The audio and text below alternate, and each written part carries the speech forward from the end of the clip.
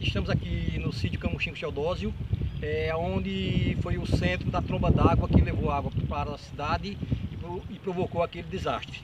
Estou aqui na Caçoeira Ineu, que é o morador e dono do imóvel, onde a nuvem centrou e caiu toda a água que foi para Santana do Ipanema.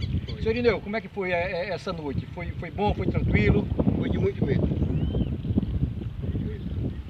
Ela começou a por aqui, aquela zoada, levei e saí para fora, foi chegando e depois no avião, aquele trem aqui, e cobriu tudo, nós ficamos aqui sombrados de medo.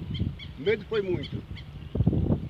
Ninguém deu mais. Sim, e você, sim? Como foi a sua noite aqui? Foi aqui o povo da Camuxinga? Estou com a cidade, 62 anos vou completar. Eu nunca vi assim nessa de novo não. Teve um lá na fazenda do meu pai, do seu Didi, mas não foi assim, foi esse estrado. Mas graças ao Pai Eterno, está tudo vivo, com a força dele e ramo da viva. Gente, siga em frente e você vê a força do sertanejo, apesar das adversidades, a fé toda em nosso Deus. Vamos em frente. Muito obrigado. Eu nunca vi isso aqui.